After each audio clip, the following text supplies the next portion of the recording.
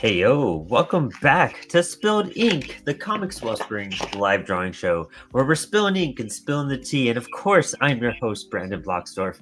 Uh, Fresh off the tracks of the week after IC3. I'm still tired, dude. Like cons are exhausting. It takes me forever to recover from stuff like this. I think today's the first day I've been like more functional and catching up on things than ever. So we're getting there. We're getting there.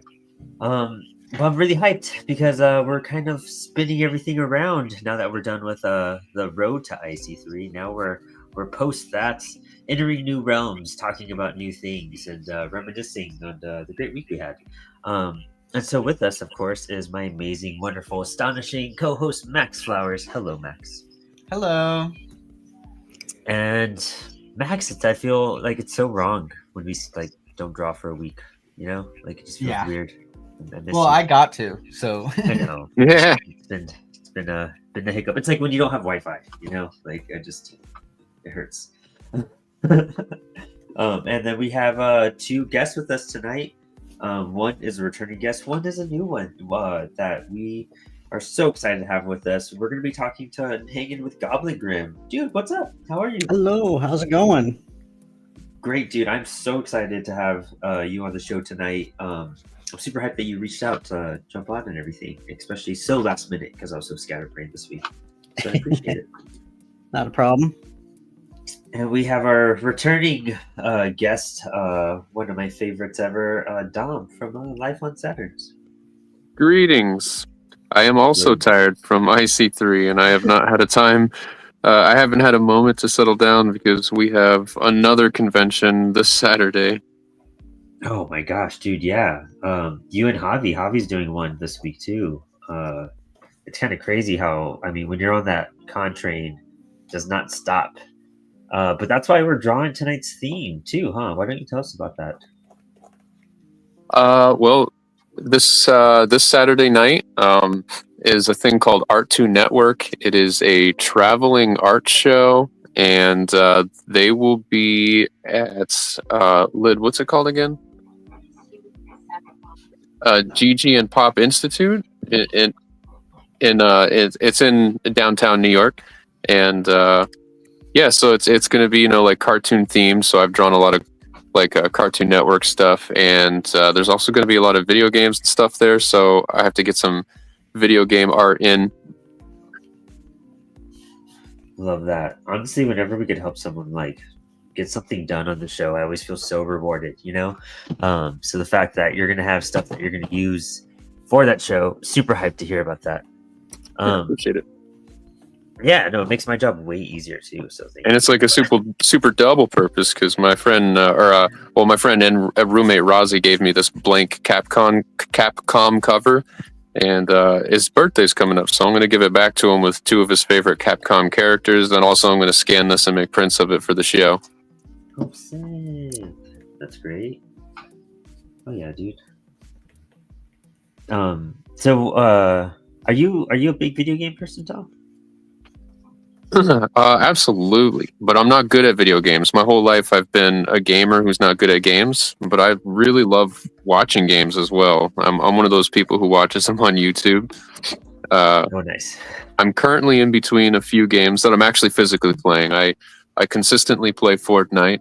I was going to take a break from it, but then this season they dropped Sub-Zero, and I'm like, I need to unlock that. And I just got the new WWE game, and what else am I playing? Oh, Silent Hill 2. I'm still trying to make it through that one, the remake, and Lid and I are playing the new Pac-Man remake for PS5. Oh, sick. Damn, that's cool. Hell yeah. Sorry, I spaced out for while I was trying this. Dude, so honestly, I think we kind of connected over some video game stuff at your place too, right? Possibly. I think we were talking about some Star Wars OG stuff that we were both into, if I recall correctly. Heck yeah. I think that you're one of the people that has the same nerdasms as I do, and just such a you've kept up with it so much more, and I love it because it reminds me of it. Goblin Grim, are you a big video gamer? I dabble a little bit with The Sims and maybe Ooh. some Animal Crossing and Cult of the Lamb, and that's about it. I'm not much of a gamer. Ah, nice. On Sims, I mostly Yeah. just like to build. Oh, hell yeah. Oh, hey, we have Gen X Comics. What up, friends? Hello, sir. Hello. We miss you. Yeah, I love, like, honestly, the way Dom was describing. Like, I keep up with a few games, but it takes me forever to beat them. Forever to beat them. Like, I'm on Baldur's Gate 3 right now. I got to one part that, like, was just kicking my ass, and I kept dying, so I haven't played it in a minute, because I haven't had the time to, like, thoroughly figure out how to get through that part. But I was also playing Jedi Power Battles because they remastered it for Xbox, and that's one of my favorite Star Wars PlayStation 1 games. Yeah, especially with modern gaming, like the last gaming awards. Well, actually, the last 2 years of gaming awards. When you watch them, they're like just so full of trailers, which is exciting. But then, like every single trailer is a super epic sci-fi fantasy open world that takes hours and hours of Yeah. your life. It's like, holy shit! Is there any linear path games anymore? Like, I will never be able to play all these games. It's wild. I kind of miss games like the classic like Halo games. Like the first three were just so perfect because it was just like, okay, you got a mission, and you're just gonna channel through this level, you know? Like, and it felt like you're accomplishing stuff. But like, I love stuff like Red Dead Redemption and Skyrim and Fallout. Like, some of those are my favorite games ever. But it just takes so long to do everything. And I'm a completionist, so I do like all the side missions before I do the main mission. I have recently been addicted to YouTube videos of people who go on to the newer GTA and Red Dead Redemption roleplay servers and just troll everybody. You ever watch those? No, I haven't. I need to though. You definitely should. I'll send you some links. There's like Bub Games and David Drops. Those are some good channels to watch. I love it. Goblin, you were saying what's the one that you and Max you just named it too? The Lamb, the same one? Like, yes, tell me all about that. Like, I'm so like, where's it available? What do you play it on? Like, tell me about it. Like, that's so interesting. I played it on Switch. Oh, cool. But it's like a dungeon crawler roguelite. So like something kind of similar to Isaac, The Binding of Isaac, if you ever played that. And then so half the game is that, where it's like combat based dungeon crawling, and then half of the game is like a farm sim, essentially. Okay. So you have like all your cultist followers, and you manage them, and they get you resources that help you in combat and all sorts of other stuff. But it is like a blend of like cute and like scary. And I love it. It's pretty fun. Yeah, so for me, it's like it's kind of like with Animal Crossing, where you can like design and rearrange your furniture and stuff, and you got to make friends with like the animals and stuff. And I don't know, it's cute, cozy, but gory at the same time. Dude, that's Epic. amazing. Dude, it's Lex's birthday this weekend, so I'm totally gonna buy that on her Switch. 100%. She'll love that. That's like 100%. I think everything she wants in life is just like to have a cult to like sacrifice people. Yeah, it's a lot of fun. And they have co-op now too. You can play as so if you have two controllers, you can play as the lamb or you can play as a goat. Oh, cool. The co-op's pretty good too. Like sometimes the co-op conversion on like roguelites and stuff isn't that great. Like usually it's like one person's actually playing and the other person's just kind of like doing whatever. But they made it good. So nice. That's hype. That's super hype. I'm so happy you guys told me about this. I feel like I've always grown up with video games. They've always had some impact. Like I used to play PS1 stuff with my brother growing up, like Spyro and like Crash Bandicoot and Tony Hawk, and like those OG Star Wars games. I was a big fan of, like Demolition. I don't know if anyone is old enough to remember that one. Uh, there was like a combat fighting Star Wars one too, where it was like Mortal Kombat. Oh, is Demolition the one with the pod racing? Oh, there's the pod racing one too. But Demolition, like you would fight each other. Like you could be like you could be Darth Maul in a skiff, or like on a speeder, or just all these various, vehicles, or a snow speeder, or all these things. You could be like Boba Fett and everything too. But you would fight each other. It was just like a demolition derby. Interesting. Dude, it's cool. Yeah, look it up. Star Wars Demolition. It was one of the coolest games ever. And I used to play Frogger on the Atari. That was like the only game that I liked to play. That's amazing. That's like super OG. It's really old, yeah. What else? Jedi Power Battles was another one as a kid. I remember it was way cooler as a kid. I'm discovering as I replay it, but still pretty great. The Phantom Menace game for PS1 was awesome too. That was great, super great. But even those were cool games because you had your missions. You would go in and blast through them. I like open world stuff a whole lot, but I miss stuff like that. Is that your favorite system? Yeah, I was always an Xbox kid. Never. Okay. I only got a PlayStation because I got that Spider-Man PS4 for the new game. Yeah, I was mostly a PlayStation kid growing up. PS2 is probably my favorite system. Nostalgically, most of my favorite games were on there. Oh yeah.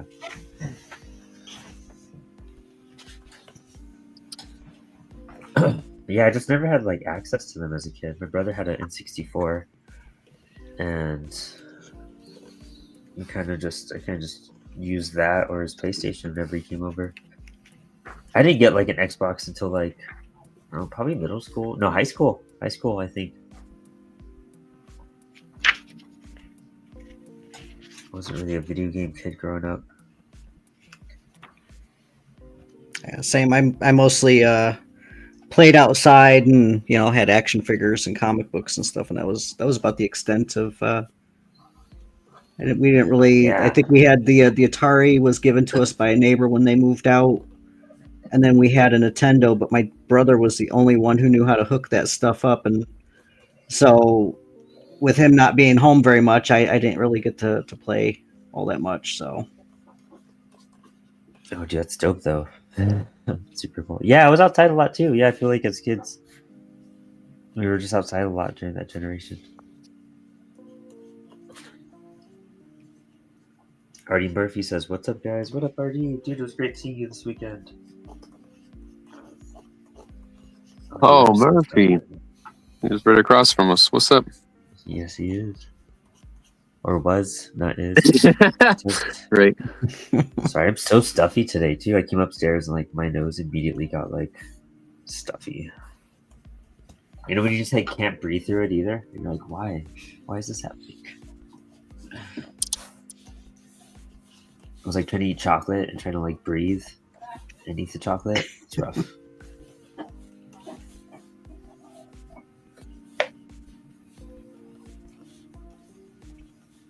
But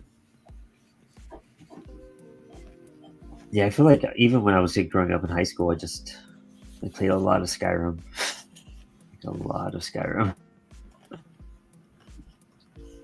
Fallout 3 was one of the first games I got on Xbox 2, and that was just, dude, mind blowing. One of the coolest things ever at the time.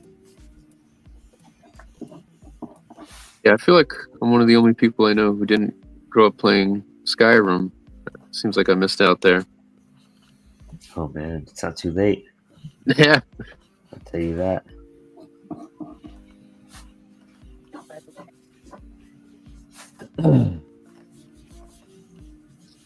I know on PlayStation 2, one of my favorite games was Mortal Kombat Deception. I also think the Mortal Kombat series was at its best on PS2, but PS2, GameCube, that era. Yeah. But Deception, I loved that game because it was like their only attempt at an open world Mortal Kombat. I say open world loosely. It wasn't technically open world, but it was pretty close. You were this character named Shushinko, and you grew up as that character, navigating the Mortal Kombat universe, and you end up being a champion of the Elder Gods, and you go into this Nexus area where you go into all these portals that take you to every part of the Mortal Kombat universe, and you got to learn about the back history of all the characters. It was pretty awesome. Oh, that's sick. Super dope. I'm a Mortal Kombat fan, but what's that? I faintly remember that one too, actually. Yeah, I love it. I'm a Mortal Kombat fan, but I'm more of a fan of their lore than their actual games. So I love the comics. I like the movie. I like all the shows.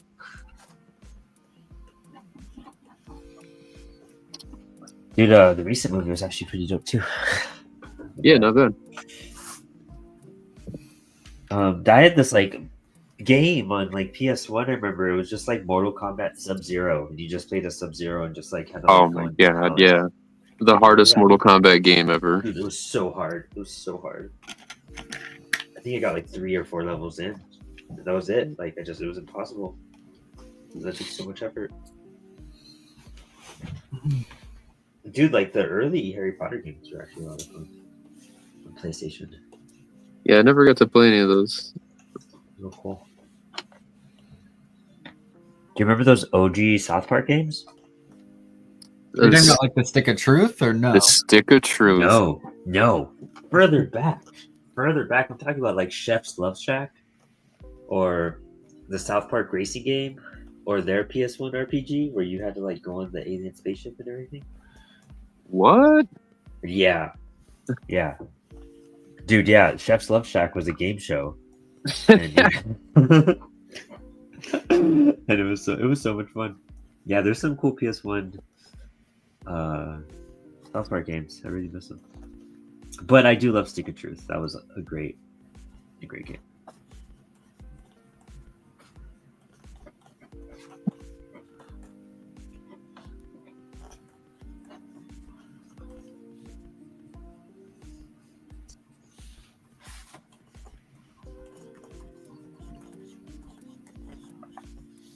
And while we nerd out about video games more, we should talk a little bit about some comics.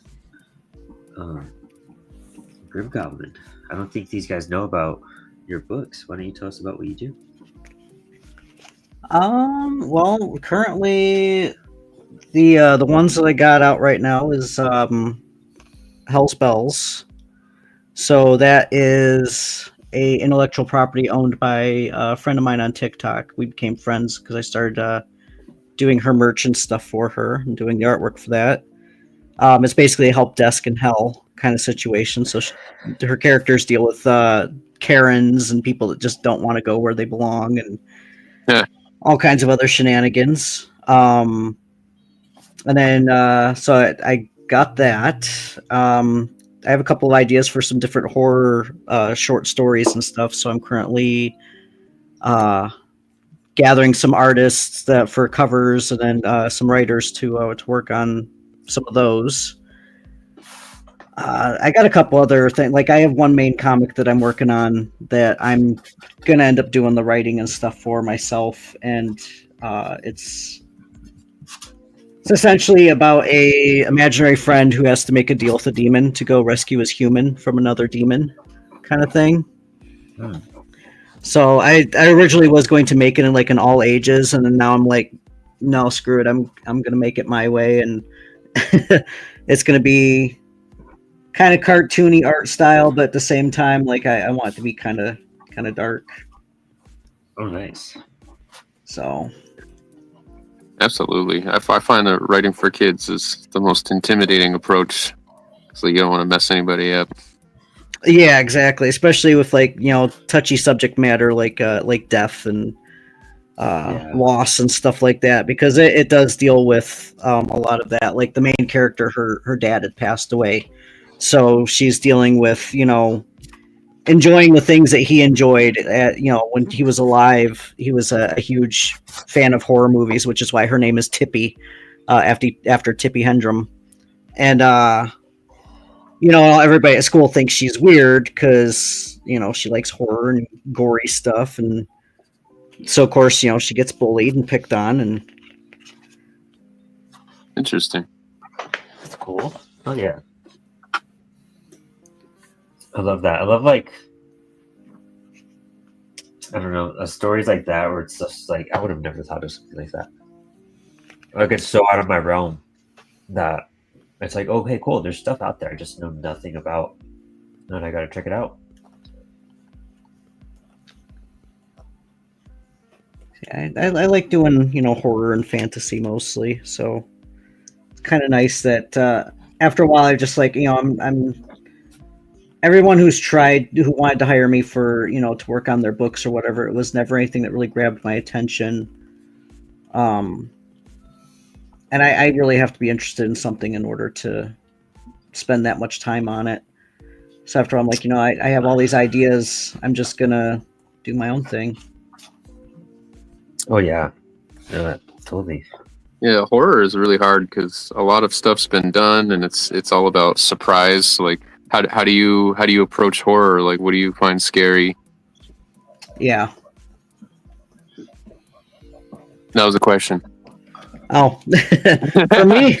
Oh, so I don't know. Like, I'm not really scared of much of anything other than losing things that you truly care about, obviously. But when it comes to monsters and stuff like that, I'm not scared of monsters. I like that kind of stuff. So yeah, that's why I find horror so tough. Because if I'm going to write a horror story, it's I have to stop myself because I'm oh, my first instinct is to draw a story about zombies or vampires, and it's that's not exclusively what horror is. And it's what? It's don't forget the element of fear, and it's so hard for me. I'm yeah.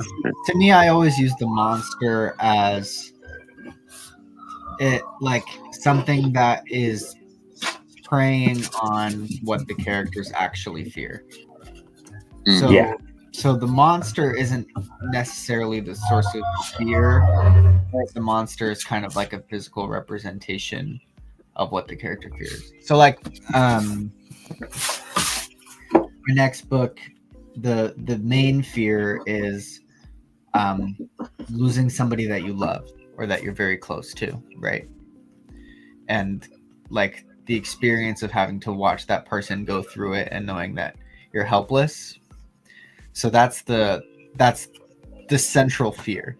But the monster that I'm using is a witch, which can prey on that fear and manipulate the character and do things in order to make that character have that fear and then subsequently change because of it. All right. Oh yeah.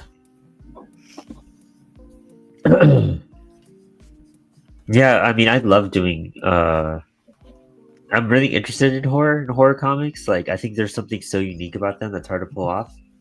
But it's a lot of introspective stuff, really. I kind of even hearing Scott Snyder talk about his Batman run, it was always about the stuff he was afraid of and how he translated that to stories. I was like, oh wow, this is starting to make sense. It's just finding your fears and what would scare you the most about that. Then start exploring that. Which is rough. It's hard to write stuff like that too. You have to go into a headspace, which is always not always the best. Especially if you're not really especially if you're not really phased by much of anything. It's hard to because then you have to go around and pull your friends, what kind of stuff freaks you out in a horror situation, or what would really mess you up, kind of thing. Yeah. Yeah, I find a commonality amongst all my friends is arachnophobia is still pretty high. Yeah. That's very true. Being trapped underground probably ranks pretty highly. Oh, yeah. I see those videos on YouTube of people who just go cave exploring underground and they just keep going deeper and deeper. And in tight wild. spaces, tight Oh my wet God. spaces that are going to collapse at any moment, you know. Yeah, that's a nope. Yeah, for us. Where I seen a documentary on Netflix, but there's also people on Instagram who have like this addiction to illegally climbing buildings all over the world, like skyscrapers. And whenever they get to the top or almost slip or something, oh my God, I feel like my legs get weak watching that. Oh yeah.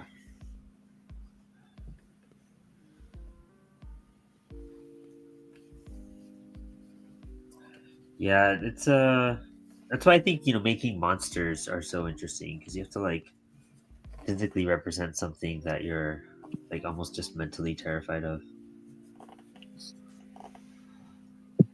See, I always get sympathetic with the monsters. I'm always on Team Monster. Okay. Yeah, you can do that in most horror movies too, you know, like the creature design is so cool that you're like slasher movies, right? You're Yeah. rooting for the monster. So it's like choosing which horror path you're going to go down, you know. Well, most of my online following, especially on like TikTok and stuff, they most of them are part of what we'd call the Monster Fucker Club, the monster romance people. So most of mine are like, oh, there's this thing with a bunch of eyes and tentacles that looks like it wants to eat me, and they're like, ooh, it wants to eat me. So yeah, that's where their little brains are going, and so that's mostly my demographic of followers. So most of the stuff I end up working on is monster romance and things where like I just did one. The illustration is basically like a witch like summoning a shadow demon, and I posted it like the censored version to my Patreon because I don't have it set up for not safe for work content. But like one of my followers on there, she's like, "That's Shadow Daddy." Oh my gosh. Nice. It was great. Yeah, that's kind of where the money's at. So Yeah, right now, yeah. I'll rock with that. I know we're trying to make a smut book at Apollo. We have two of them in mind. One is Odd Frictions, and that has stories like AVP versus me, stuff like that. And another one's going to be Apollo City Comics Red Light District. And that's just going to be a bunch of punk rock smut. So we could hopefully, bank it off of those and then fund our comics for the next like 2 years. Nice. It's insane what. I mean, the Kickstarters I see with NSFW, it's insane. It's absolutely insane. Oh yeah, definitely. And there's like a demographic for like hot busty babes fighting monsters too. And I had a comic that originally that's how it kind of started off, and then the original writer for it kind of went in his own direction. He's looking at doing films and stuff more. So I was looking at the book and stuff, like I really want to redo this book, and I kind of because there was just certain aspects that like I wanted to do like a more serious version.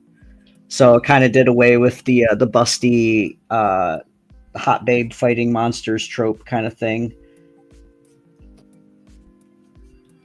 Probably enjoy it more too then, huh? But yeah, like there's definitely a market for it. Yeah, it's wild. It's super wild. We get so much of that at CWS too.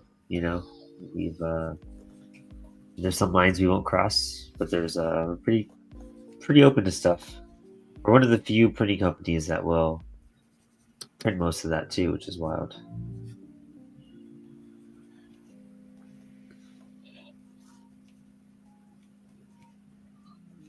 Tiny Viking. Oh, hey, what am I, dude? So good to see you last week, Brandon. Hope you guys got home safe, dude. Yeah, thank you, man. It was awesome seeing you, Nick. Lex loves that shirt so much. I was telling her about it. I was like, "That's the hot topic guide," and she's like, "Oh my gosh, she loved that story so much."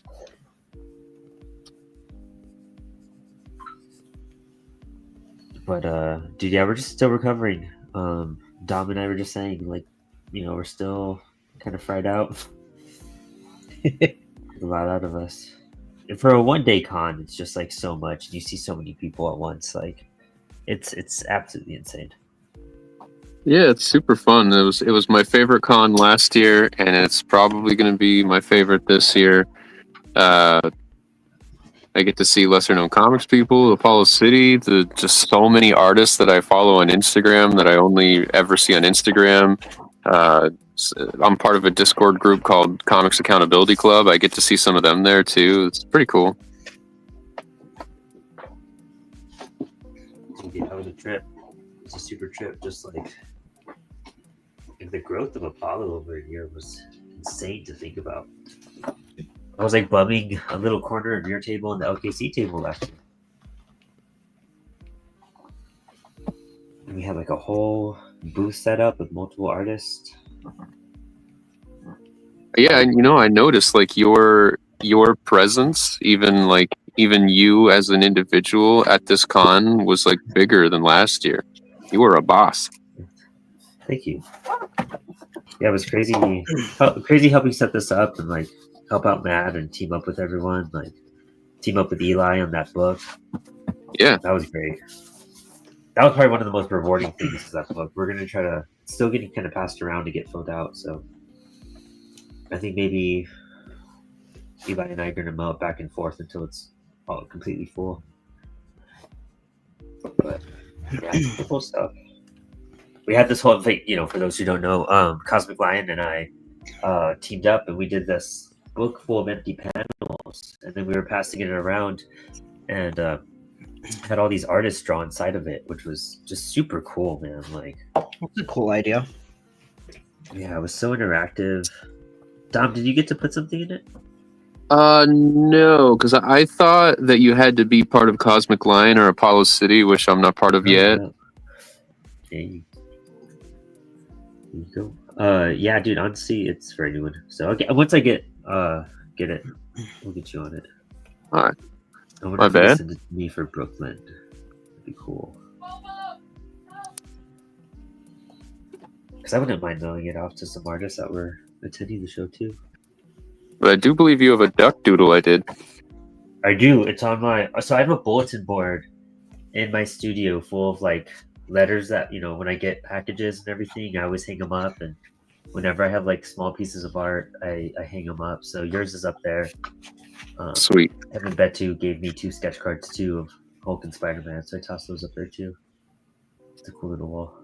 Dude, I love that duck. It's so dope. What do you use to color it? Was it a highlighter? Just a couple of these Cali art markers. Oh, cool. Yeah. I only brought a couple.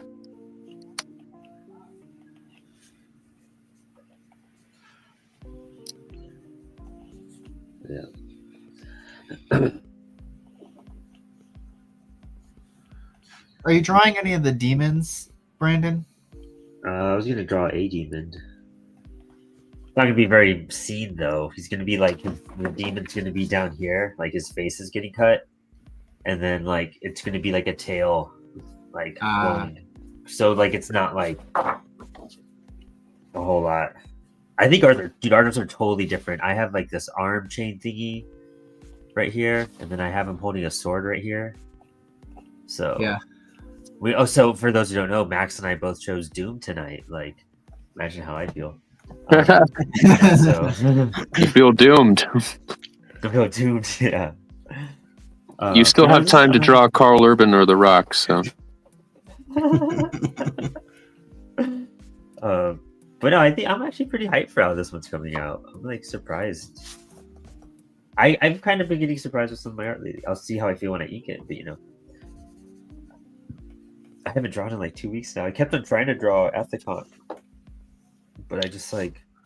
It's always hard to draw at shows. Yeah, dude. The minute you get into a doodle or something, like people start showing up at the table, and then you gotta be social. Yeah, that was the crazy part.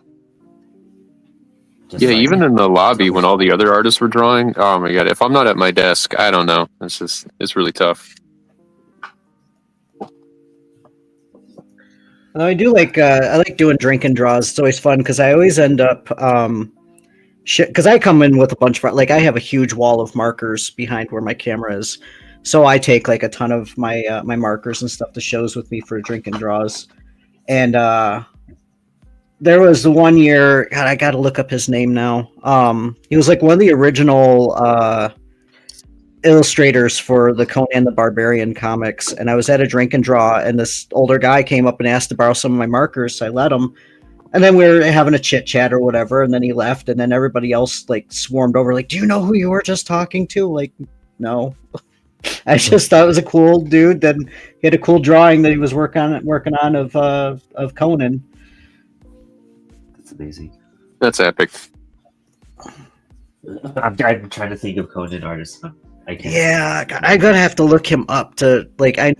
It was at Cherry Capital Comic Con a couple of years ago. I am horrible with names. Yeah, I mean, I know there's like the Barry Windsor Smith, Conan. I'm trying to think of other people. I just can't. Space. People tell us who drew Conan in the chat. All of us are, you know. I was gonna say shame on us, but I mean, dude, we can't remember everything. So No, excuse us for not pulling our ultimate knowledge out. I've had that happen. We were drawing. I've had that happen a couple of times where, you know, I ended up in conversation with someone and then afterwards find out that they were like someone huge and like, oh, I wasn't paying attention. Then I felt bad. But you always meet like super cool people at shows. That's dope. Shows that you're pretty like chill to talk to then in general, you know?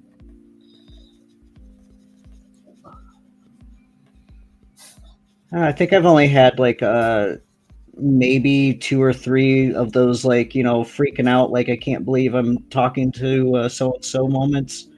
Like one was Jim Lee. Ooh. Oh, cool. Yeah. Understood that. So that was like a oh my god kind of moment.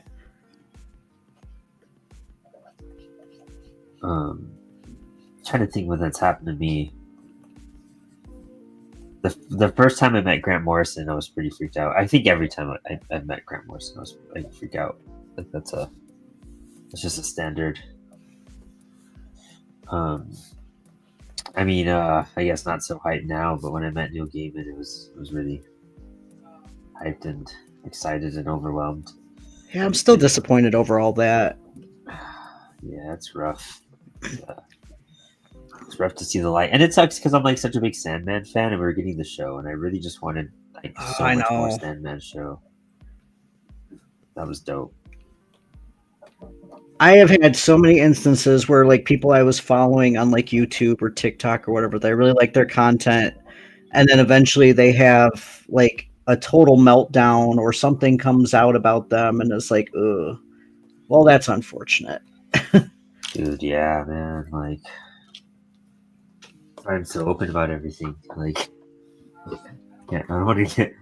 It's weird being in like, you know, I represent CWS, I represent Apollo. Like, I do a lot of the front-facing stuff, and it's just like I was talking about it with someone. I was like, man, imagine like that stuff happening to you as a creator. Like, that's terrifying. Like, that's a whole what that can do. It's insane. But hey, that's why you just try to be a good person. Yeah. But I mean, it's you know, it's one of those things. You just Warren Ellis, that whole thing happened to him. But that's why you don't idolize people either. Big lesson there. Yeah, legit. Well, and a lot of times you got to look at like, okay, how long ago did this incident happen? What exactly was it that happened? Kind of thing too. Yeah. Yeah. I mean, Jesse Lacey from Brand New, like that stuff came out about him when he was like younger and was like messaging people and whatnot. So I couldn't listen to Brand New for a while, but then I was also like, you know what, like there's other people in the band besides Jesse, and I gotta, you know, enjoy the bass lines because I'm a bassist, and the quality of some of this stuff. So there's things you could do regarding that too to kind of cushion it. I mean, there's artists behind a lot of those ideas and work. You can Yeah. always enjoy those artists' work. But it sucks, I have a Sandman tattoo.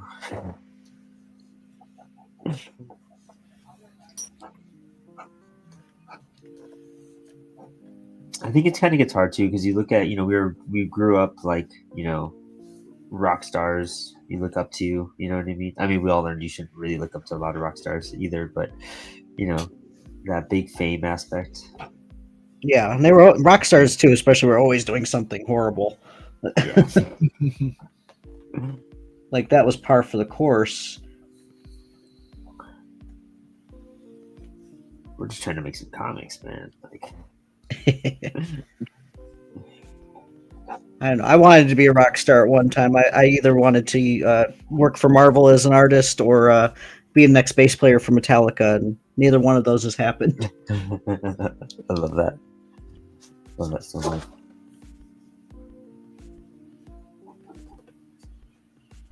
You like that documentary, Some Kind of Monster, where they found Robert Trujillo? No, I did not like Saint Anger or any of their new stuff. Oh no. I hated it so much. So if I listen to Metallica, it's going to be the older Metallica. What about when they made a comeback to thrash? I haven't listened to any of the new stuff. Yeah. Since Same. Anger. I've just skipped it. Death Magnetic On is pretty good, I will say. Really? I've actually my taste in music has definitely mellowed out too since then too. Like I listen to a lot of Ghost, and lately I've been on a Sleep Token kick. Like the whole slowing down when you get old kind of thing. And well, there you go. If your taste is slowed down, then maybe check out Load and Reload now. I like those albums as a kid. I remember I haven't heard them in probably over a decade now, but I remember liking Load and Reload. But really, the first four is all I put on. Just Cliff Burton. I just want to hear Cliff. Yes. I've only heard one Metallica album I didn't like. I love all their albums, to be honest, but I really, really hated that Lou Reed one they did. That was pure garbage. Oh yeah, I tried listening to that. That was rough, dude. That was rough. That was super rough. I don't know what the hell that was.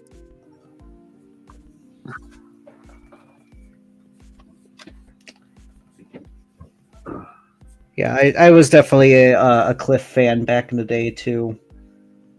I was actually trying to learn how to play Anesthesia Pulling Teeth. Oh yeah. Oh, that was rough. I was able to play that back in the day. Like, I did that for recital. No, I was a music major for a bit. That's why. Nice. There's that, and I did Viridian by Between Brain and Me because it's a bass solo in there. That was a lot of fun. I used to be able to shred. I studied classical music so I could learn how to shred, and that was great. I had a 6-string bass. I just was it was a Music Man bongo, so it was all huge and I was all tiny. It was hilarious seeing that. Yeah, my bass was definitely way too big for me. My dad got it for me at a music store. It was on clearance, and the one he got me was huge, and I'm only 5'5". So this thing was massive, and I used to carry it around with me and stuff because I'd go hang out with other bands and stuff locally, and I walked everywhere. So oh yeah, I know that I carrying that thing with me everywhere. I'm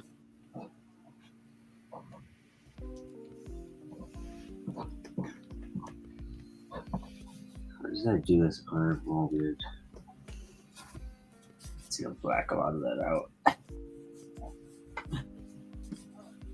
Whenever I kind of get lost in the spot, I'm just well, it's just black it out.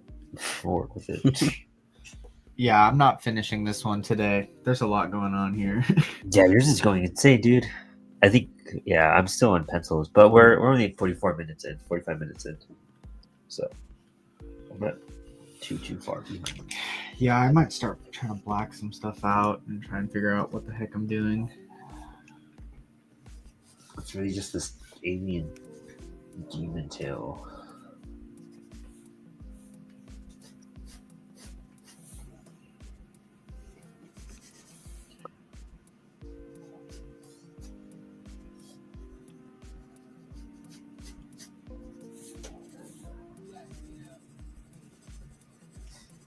Um,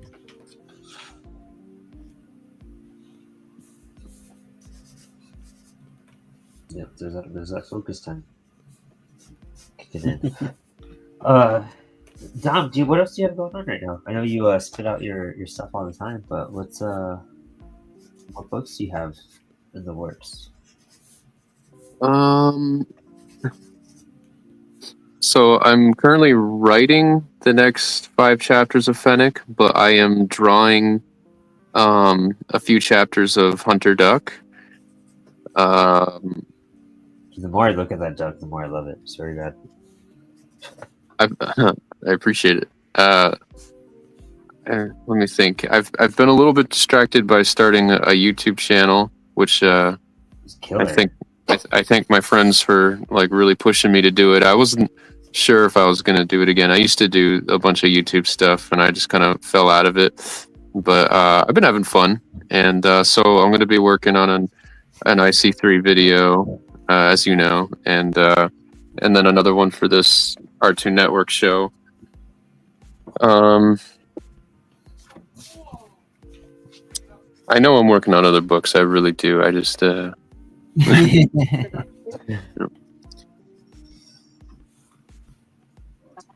well, I already told you about Rings of Saturn book 2. I'm interested in getting that going Yeah.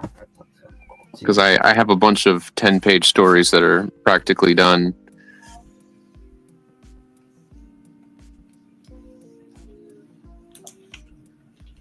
Love to hear that.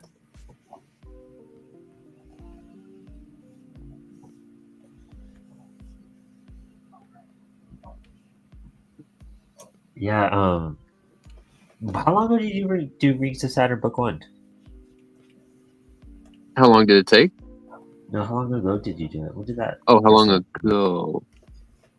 It was released in 2022. I started drawing it in 2021, I believe. Okay, cool. That was the first book we ever published on our own. Because before that, we had only ever been in Trashburg Comics, which was a local anthology in Plattsburgh, New York, where we're from. And they have like, I don't know, like maybe 10 issues of Trashburg Comics, and we were in all of them.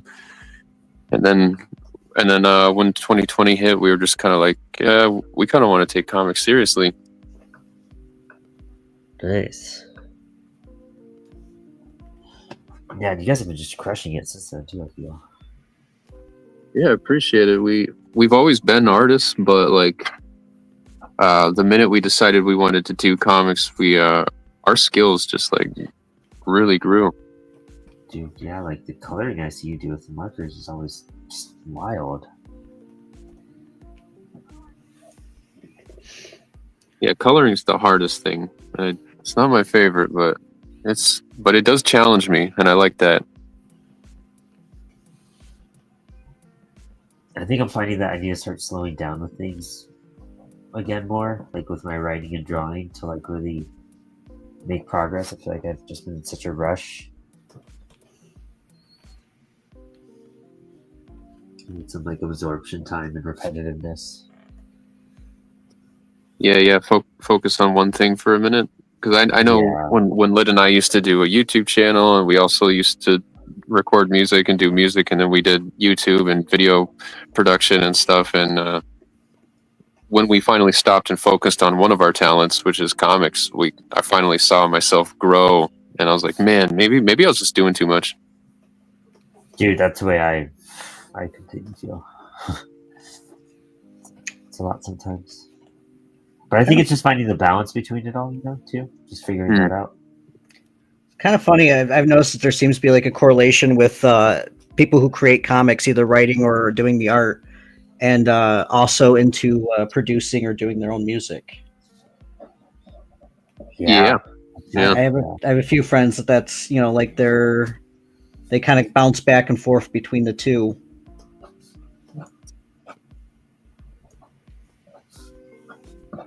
Yeah, same.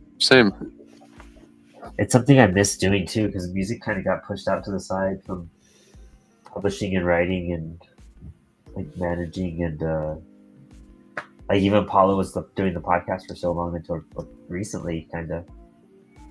I cut that out. I've had to like chop like music and podcasting to a minimum now to like try to figure out how to manage and start writing again and then continue drawing, because I don't want to stop drawing now that I've really gotten into it. I've really found a love for it. It's really relaxing and just like shocking what I do, like especially on this show after every week. It's kind of crazy. Yeah, what was it? When we were at IC3, I was eavesdropping on Jim Rugg telling somebody, you got to write for 40 minutes a day. It's like, oh my God. Yep. Yeah. I'm trying to get my morning routine going on that, where it's like, okay, in the morning I write, the day I manage, and the evening I draw. That's what I should kind of work through. I definitely need to work on a more of a routine. It's tough. I think it just takes a while to practice, especially when stuff is so like uncertain everywhere. It's hard to find that balance. Yeah, finding that routine is tough.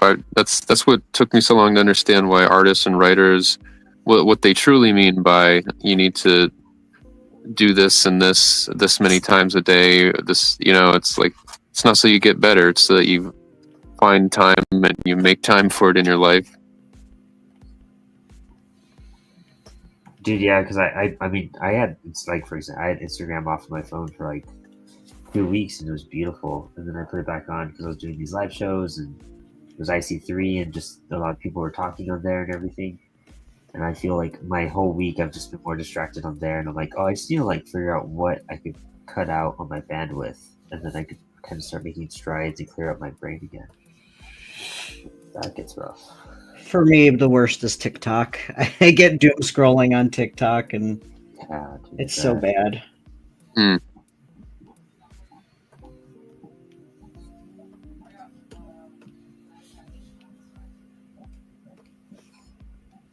Yeah, and I mean, a lot of these creators, when I hear like, and they're not wrong by any means, you know what I mean? But I look at these old comics journal magazines and interviews and stuff like that, and I hear the advice, and I'm like, yeah, like, that's all great advice, but the world is so different now. It's hard to follow through with some of that, like, just the way some things work, like, it's so much harder to live and like afford things, like, distractions are heavier than ever. Like, there's more things to kind of bog you down than ever before, and I feel like it's like more work almost having to try to figure out how to like combat those things. Yep. Especially because we all need to be podcasters and social media managers. Yeah.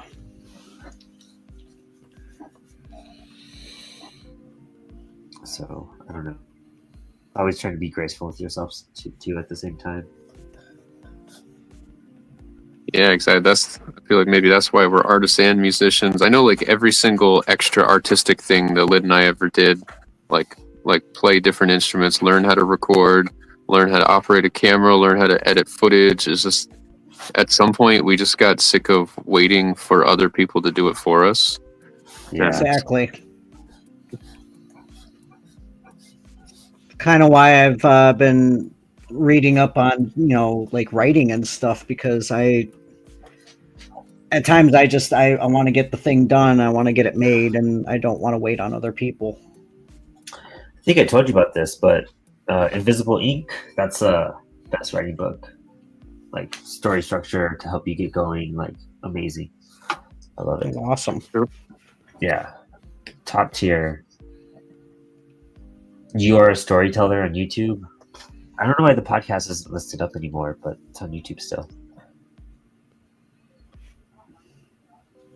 I think I'm gonna hop into inking this thing though. I don't want to waste too much time. Yeah, I've recently in life been teaching myself how to write as well because it's one of those things where it is. I have so many ideas, too many ideas, and so little money. But I want to get these things going, so I have to learn. Yeah.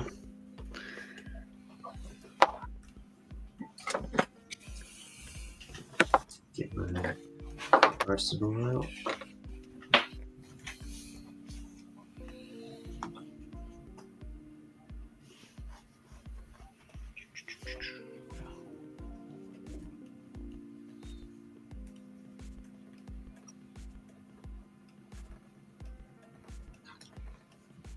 Alright, let's see here. Where am I gonna start?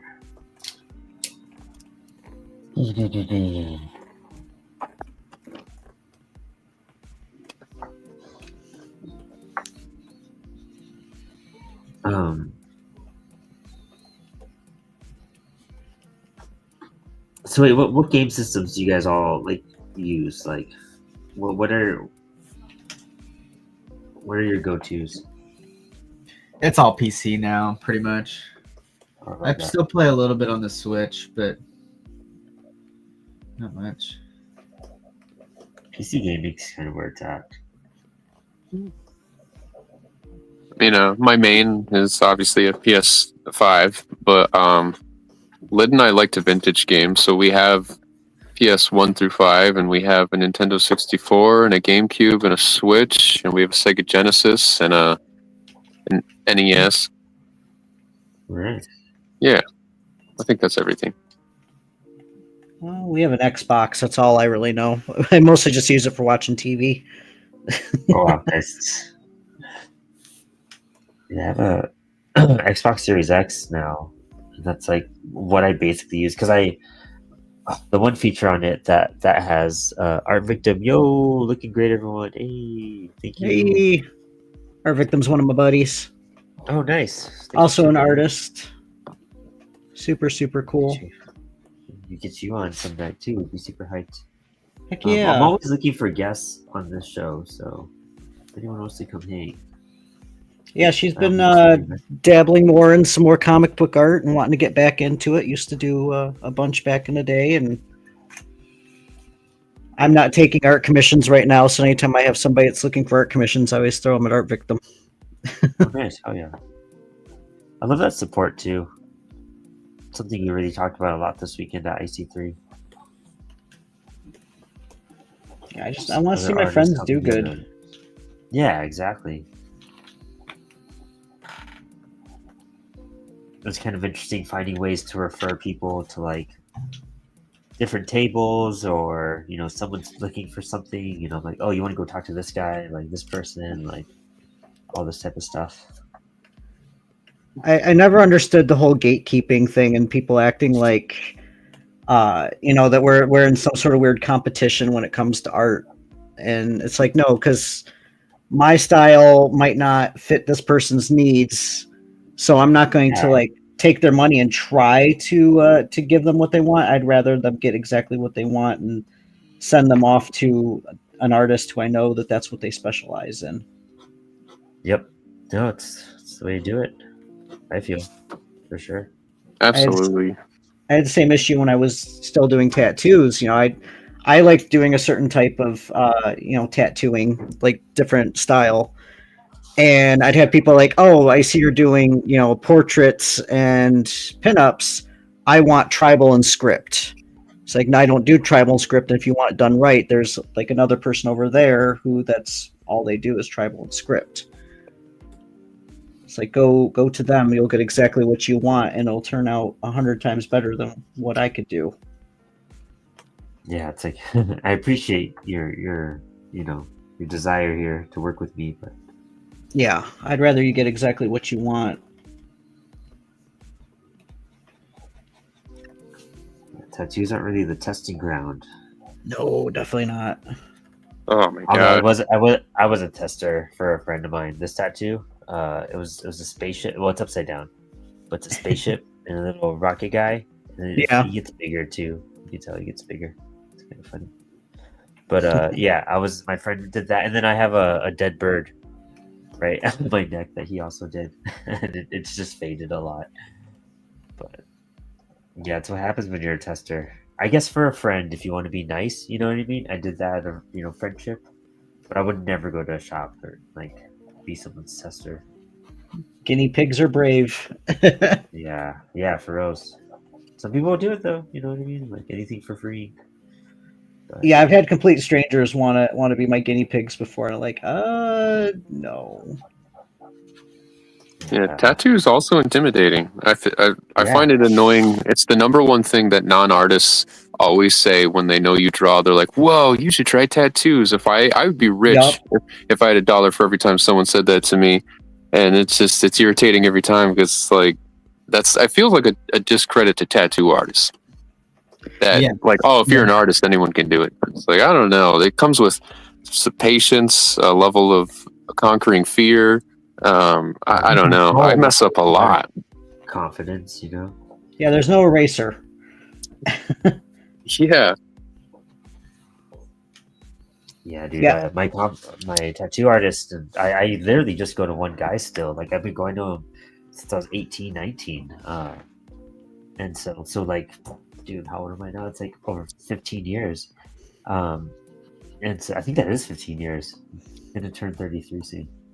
I don't know math, to be honest, but I only trust him. I really would hate to go to somebody else after like the relationship we've set up, because there's a level of trust there that I'm like, oh dude, I know you're gonna do a good job. Like you've always done a great job. Like it's never been anything but perfect, and we're comfortable with each other and we're chill. So but yeah, Devo Zombie on Instagram, go hit him up. My tattoo guy. All my good tattoos were done by Devo. Like, just say that. I have a couple punk. I have like lyrics on my arm that like I got right when I was 18, and you just know that's not a good decision, you know.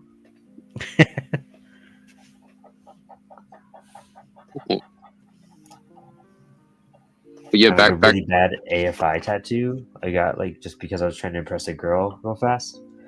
Terrible. Like it's bled out. It's not even great anymore. Yeah. Rough. That's Davey Havoc, right? Or no? Yeah. Did you ever listen to or maybe, I hope I don't got my people mixed up. Did you ever see that side project he did called The Sex Cells? Oh, that's the album. The band is Black Audio. Yes. Oh, okay. I love Black Audio. Yeah, Lid loves them. I just know like the album cover, and then I remember what it sounds like, but it's all right. Dude, I love that. Dream Car is really good too. Oh, I was just gonna mention Dream Car. So Dream Car is Davey Havoc, but with the band of No Doubt. Yeah. No Doubt. Wow. Yeah, it's everyone in No Doubt, but with Davies, it's so good. It's so 80s, like it's so fantastic. Yeah, it's pretty awesome. I saw him live too. Really? What? Yeah. Dude, Lex is gonna flip at that. She loves Dream Car. Oh man. Oh man. Dude, that's sick. She's gonna be like, I love Max. I've seen AFI live too. I didn't know it at the time, but I saw him. Oh really? Wait. Yeah. It was my first ever concert. No. It was my second ever concert. AFI opened for Green Day. Whoa. Okay. That's cool. I saw them at Warped Tour back in the day. I think probably during December Underground, actually. That makes sense. And then I saw them again when I came to DC, and that was beautiful because it was at the 930 Club, and that's like a really small venue. Like it is, you walk in and like the stage is right there. Like you just turn and it's just like, oh, you can't miss it. Like bam, like, 2 more steps. And it was, I wanted to cry, dude. It was like religion makes sense. You know what I mean? Like when you see stuff like that. Yeah, Warped Tour had to have been probably my favorite, like, famous concert I've ever been to. Are you gonna go to it this year? Did you go back for the reunion show? You gonna travel? No, I only been one time. It was 2012, but it was very memorable. I grew up with Warped Tour, dude. That was my thing, because in El Paso we never got concerts, but in Las Cruces, which was like 45 minutes away, they got Warped Tour every year, and so starting from like right after sixth grade, I think, until I was what? So that's what, like 2004, 5, all the way to like 2010, because I went all through high school, and then I skipped 2010, I think, and then I got to play at the local stage at Warped Tour through 2011, and that was just Oh, like awesome. full circle, complete hype. That's super cool. Lex and I are going to the DC Warped Tour show this year. I'm pretty hyped for that little comeback. Oh, Art Victim says, hope the night is well. Yes, Goblin is my main supporter, and we are both large fans of Comics Wellspring as well. TBH, I was even plotting on how to get a job at the print shop recently. Ooh, dude, if we were hiring, well, maybe for some art, honestly, you gotta shoot me a message. We might be doing some. I would keep freelancers in mind for stuff like that. So Heck yeah. definitely. Yeah, we have a program you can sign up for too for some other stuff. So definitely shoot me a message. I live near Detroit, close enough to the idea was plausible. Ooh, yeah, they might even need like summer seasonal people for like pre-press and whatnot. So, keep connections close. You never know. Yeah, I have some friends with they have their own comic book thing, Rapid Fire Comics. They're the ones that turned me on to Comic Wellsprings. Yeah. That sounds super familiar, actually. It's crazy. Like, I've just been involved with the company for, like, officially for a year pretty soon. But, like, I've been working with them for like a year and a half because I was doing the show back in November of 2023, if I have my dates right. So, like, a month before that, we were teaming up, and it's just crazy seeing the community grow and how many people use us just across the country and everywhere. It's really I'm rad. trying to remember how long. So, see, when was this printed? Because I was doing like my art books and stuff from. I didn't have any like comics at the time. Like, got the ad on the back and everything. Oh yeah, it's an old school ad. Yeah, geez. Yeah. So this one was around for a while. I can't remember what year that was, and that was the second art book that I had.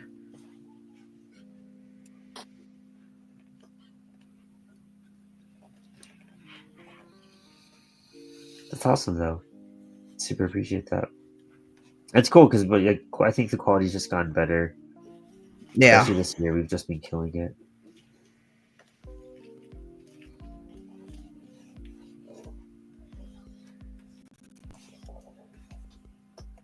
They just like upgraded our UV gloss machine, and it shows up on Sarah Cook's Faster Than Light book. I was so shocked. It's so beautiful. It's so much more glossy. Oh, duh, yeah. Well, you mentioned books I was going to be working on. I totally forgot. Sarah and I are currently working on a zombie story, and she just finished the outline of all 4 issues of it, so she's got to start writing. But I finally read it, and it's gonna be exciting. Oh, cool. I love Sarah. She's so creative. It blows me away sometimes. You don't expect it, like some stories from her, and you're like, oh wow, okay, cool. I'm hyped for that. Like, it's exciting. Yep. I've drawn a story for her before, and for It's a Horror Show, and then I was in Faster Than Light and helped her with the cover and stuff, and so it was cool. We tabled at her table, and so we finally got to meet her. It was super cool. Oh, nice. Yeah, that was my first time meeting her too. That was a trip. She's so tiny. It was so adorable. That's exactly the first thing we said. It's like you almost have to say it because it's so notable. Yeah, it's adorable. She has such a cool style. Like the top she chooses, like she's so rad. Yeah. And she's a librarian. I didn't even know that. Oh, I didn't realize she was a librarian. This all makes so much sense.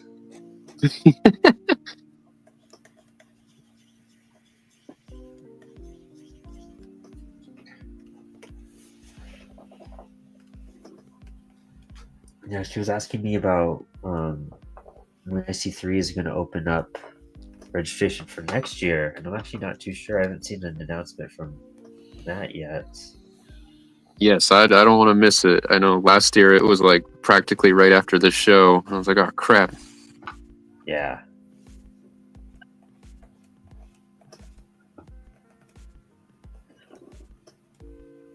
Oh, cool. But I mean, speaking of IC3, back when Gremlin was talking about sending commissions to a friend, that's super awesome because like artists really have to stick together. You know, I know because this year at IC3, the conversations didn't change too much from last year. It's pretty much the same thing, if not more of that discussion where, you know, when you're traveling and conning all over the place, most cons cost $200 to $500 to table. They expect you to make that money back and make profit. And then you're also competing with AI and a society that's never respected artists. So it's like, it's I hate it, but I understand why artists like treat each other like competition because we're pinned against each other. Yeah, it does suck. Let's get brutal. But IC3 feels like family. That's why I love that convention. It really does. It's the most comfortable. Like you're just kind of catching up with people. Like it's so much excitement, and that one dayness kind of does have that effect too. Everyone's just energized and pumped and on it. It's the way I feel about Cherry Capital Comic Con. Is that's become the comfort convention. Where's that one at? Traverse City. Traverse City. Oh, okay, cool. It's Memorial Day weekend. Oh, nice.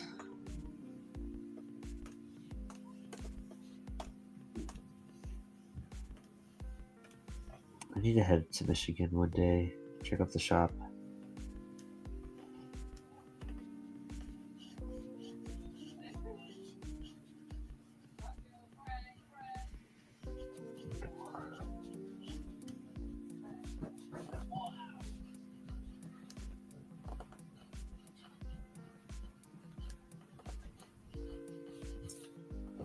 Yeah, it's kind of interesting figuring out like where you fit in like the con spectrum, like where your books do well, what crowd you fit in with. I think we would do really good at like SPX or stuff like that. I think Apollo fits in really well there. Indie Comics Creator Con, we did really good. Now, do you guys know of places that an artist can find an agent? That I have no idea. Sure, I have some resources to find an answer for you, but I don't personally know. Because I know Lyd and I've looked into it before, and the answer that the internet seems to give us is that an agent kind of has to find you. And most people I talk to, they think that it's pretty hard as well. And I say that because, you know, one of the things I had to ask Jim Rugg was about, you know, pitching to companies and stuff. I asked him several questions about that, the best way to pitch, and also, you know, it's tough because so many companies are not taking pitches. They're not taking unsolicited work. They don't want it. Like tons of companies don't want your work sent to them. And he's like, oh, that's because they have agents. And I was like, how do you get an agent? It's like, you know, you do some digging. They can't make money without you. Like, I don't think it's that easy. But I don't know. If you have some advice. There's one creator on TikTok I follow. She does she's a children's book illustrator, but she does a course and stuff on finding literary agents and illustration agents and stuff like that. And I mean, comic books is different than illustrating children's books, but I'm assuming that there's got to be some overlap there. Yeah. Okay. I think school resources, but yeah. I think her thing is called Cuttlefish Academy. Okay. But that's she's too, like doing a course to like get people to like do that. You know what I mean? That's smart. Yeah, she's full of good information too. So it's nice when you find other people that are also of the mind of like gatekeeping is, you know, kind of dumb. Yeah. Heck yeah. Share the info. I think it also really depends on your goals as an artist, because an agent is not going to be right for everybody either. Yeah. Yeah. You know, so it really depends on the kind of work that you want to do in the long term, you know, and where you want your audience to come from. I'm not saying that it's not it's certainly a good idea to try it and see how you like it, but Yeah, it's true, because I've certainly seen what a life without an agent's like. It's not much better, so I'd like to try it. And I didn't know that there. So I was watching one. There's this writer. She does books for DC, and there's a agency that she works with that basically just finds her conventions that have her on as a guest. They find the conventions to get her a guest spot, and they show up with all of her stuff, like her books and everything, and her setup. They set it up for her. She just sits there and signs books. They take their money, and then after the convention, they cut her a check for her portion, and they keep their portion. It's a grind, yeah. I was like, that's kind of nifty, because it keeps you from having to deal with, did I bring this, did I bring that, and keeping track of everything. So in a way, it's, as long as you don't mind, sharing your funds or whatever, it's pretty nifty. If it's more convenient for you. Exactly. Well, that's what I feel like I do anyway when I table. When I have to spend $500 to table in an event and they have low traffic, and I basically just gave an event $500. Yeah. Yeah, very true. Yeah, that seems to be quite a gamble these days, especially. Yeah, you have to really con strategically, like, with everything. Like, I mean, I wish we could just throw the dartboard and just do all these cons and see what happens. But, like, it's so expensive, dude. Like, every aspect of it. There's some shows that won't let you share, like, a table with anybody either. Yeah, I've come across that, too. Yep, definitely been there. That's why I started documenting my experience on a YouTube channel, because, I don't know, just getting really angry with being an artist, and I don't know. In some ways, it just doesn't feel fulfilling anymore, because I know you're supposed to do art for yourself and all, but like at the end of the day, you do kind of want to impress other people. Yeah. Yeah. You kind of feel like you're just shouting into the void at a certain point.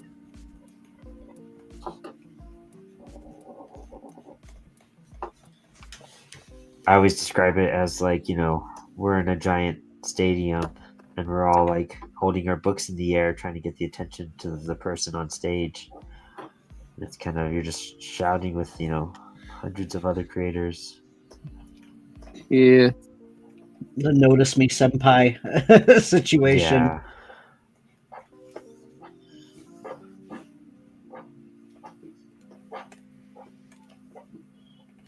I mean, I think that's where like Apollo's gotten like kind of fortunate. We've spat out so many books back to back. Our community's grown a lot. Like our supporters have grown. Like this comic Kills Fascists is like the biggest selling book we've had so far. It's insane how many copies this book has sold.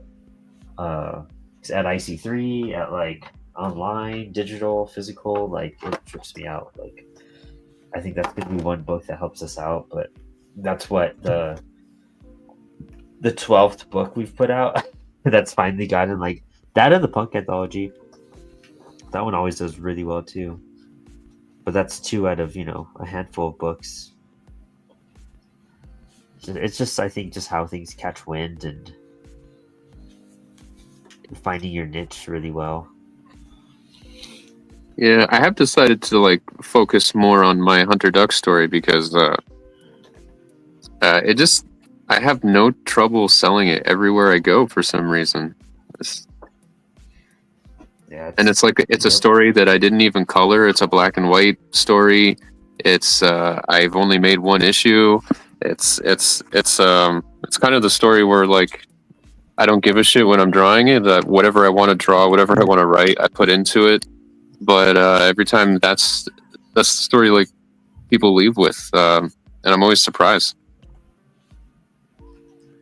That's cool. Yeah, that really trippy sometimes.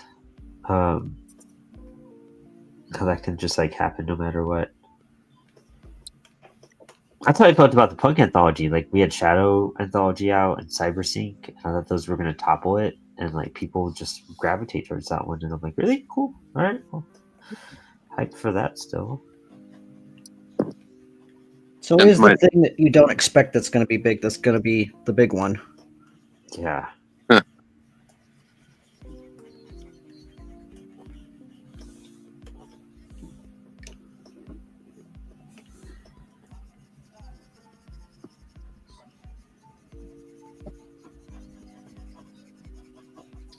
But yeah, so that's why I mentioned IC3 to you, Brandon, because Hunter Duck's the goal with Hunter Duck was, when I came out with that story, was I wanted to have one comic where I put an irresponsible amount of time into the inking, you know, because you kind of have to streamline your style to like get books done. But I wanted to have one book where I just went all in on it, and so if I continue with that series, I kind of would like it to be bigger. That's for sure. Because when I shrink my 11 by 17s of that particular story with all of its detail, I feel like it's just not as great in normal comic size. Oh yeah, vibes. I would love to help make that come to life. Let me catch up on the chat here too, real fast. My bad. Art Victim. I think I learned of Comics Wellspring from the Flint comics thing from Randy Zimmerman like a long time ago. It was awesome to learn comic printer was so close. Dude, that's awesome. I love that. Art storefronts kind of thoughts that's what they do. They set up a website and like set everything up. Oh, art storefront. So yeah, I guess it's like kind of one of those art dealer type of things. That's interesting. I'd like to look into that too. Art storefront. If anyone else knows about that too, let us know. Drop it in the chat. I wanted to ask what everyone's art is about tonight. The work is great. Yeah, why don't we Goblin Grid, why don't you start off just telling us about your piece? It's super dope, by the way. Like I really thanks. I really love that. I just wanted to draw some Cult of the Lamb stuff and figured that if I'm going to do like a little design or whatever, might as well be something I can turn into a sticker or keychain or something to have it shows. Oh, nice. I love that, dude. It's super... Oh, I love that green, too. Nice. I have you on the center stage right now. Showing it off. Oh, cool. Let's hit up Dom. Dom, that's great. It's a lot of black. You're using a Sharpie. That's cool. Do you use a Sharpie a lot? Yes, I do. Interesting. Love Sharpie. This is a blank sketch cover for a Capcom book. This is Akuma from Street Fighter. This is Zero from Mega Man. Sick. Super cool. I gotta do a sketch cover for my shop if I have time before the auction starts. So if I get that done, it'll be like the first time I do that. Dude, it's dope. That hair's sick. Are you gonna color it too? Yeah. Yeah. I love your action figures as reference. It's adorable. Well, the same thing. They're just there because they're gaming toys. Max, Aesthetics. what size is that? This is 11 by 17. It does? Oh, it looks like you're just tiny. Holy crap. I'm making a mess. I just had to refill my pen and refill my ink that I like. So I have this bottle that I refill my pens with, and I had to refill that and refill my pen. So I just made a huge mess. But oh, nice. And I don't know when I'm gonna get around to finishing this bad boy. This one's a lot. I bit off way more than I can chew. So that's epic. Keep chewing. Yeah. This one will be crazy.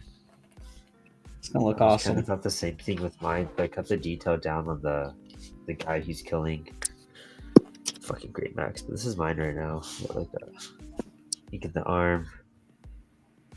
Yeah, I can tell you spent a lot of time on the arm already. Damn. Yeah, I did. I was kind of zoning out hard on the arm, so I'm trying to like move forward. I'm trying to get this blade done so it can dry before I do the rest of that dude.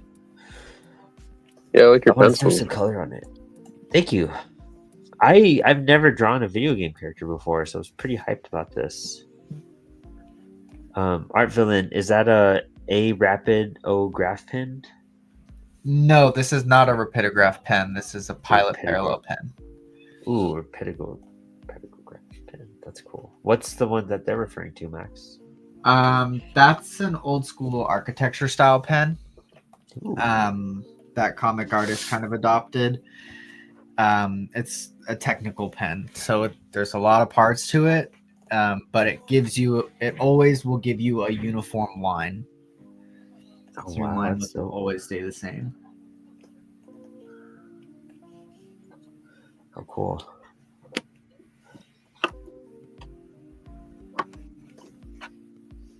I've had the new Coheed album just like on repeat the last like 4 days, and it's amazing. My roommate's a huge Coheed fan, and Oh, really? yeah. I love your roommate. Yeah, I'm a huge Coheed fan. I love them so much. I see them in May. I see them almost yearly. Just out of pure hype and excitement, opportunity.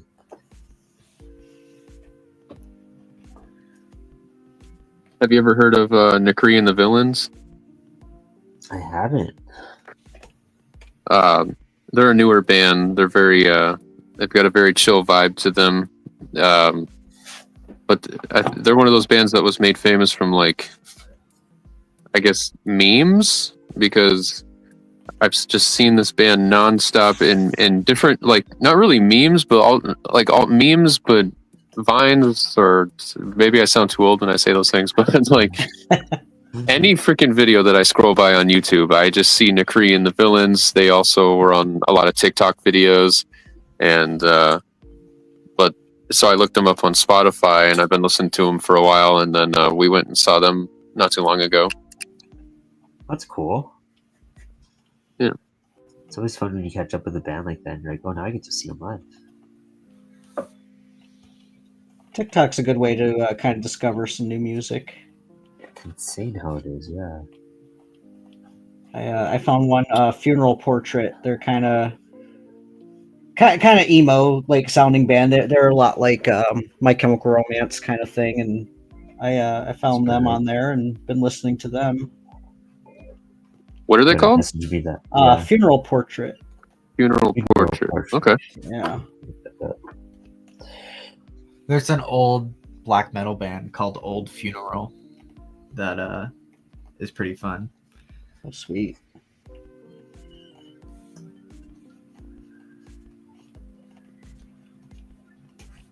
You just like always know your phone is listening to you because like you just start typing and it's like, I've never searched for this band before, and it popped up right away, and I was like, oh yeah, sure. Yeah. Not weird at all. I haven't gotten too much into their lore or anything like that, but the band is one of those that they kind of have like a whole lore thing going. I guess like the songs are written from the perspective of these different characters that they created, and people will actually come to the shows dressed up as the characters. Oh, I love that. Yeah, so it's kind of cool. That's why I started loving Coheed so much, because I got into the lore, and then like I was like, oh, there's comics, and then I read the comics, and I was like, these, I mean, aren't the best, but they're pretty dope. Like, and they're a lot of fun. And Yeah. it's just fun listening to the music and going with them. Def won me over. I'm a theater kid, so I like all that like theatrics and costumes and stuff. That's why I really got into Ghost. Is Yeah, and Sleep No, Tokens, it's- I can see that. Have you Yeah. seen Falling in Reverse's music videos? no, I don't touch anything Ronnie Radke. I can understand that. Yeah, I hear you. He's not always likable, that's for sure. But their Yeah. videos have an insane freaking budget, and it's crazy. Yeah, he's one of those guys. I'm just like, you're such a jerk, and I'm like, but you have a pretty good voice. I won't lie. All right, I'll give you some credit, but you're a dick, dude. Yeah. Yep. But that first Escape the Fate album was dope. Like In it's hard to just, fact, when I was at Warped Tour 2012, I saw Falling in Verse for their first album. oh, that's cool. Yeah. That's like Home Size from Emerosa. Gosh, she's one that like was a drug addict and screwed everyone over on Twitter because everybody was buying MacBooks from him. Spacing his name. But he had a really cool high pitched voice.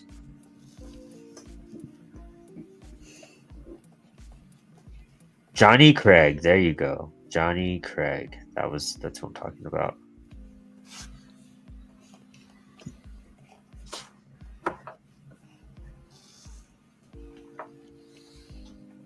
It's crazy how old some of those things are now. Like Chiodos is doing the 20-year anniversary of All's Well That Ends Well, which is only Craig Owens, by the way, which is a bit disappointing that it's nobody but Craig in the band right now. So whatever, kind of hurts.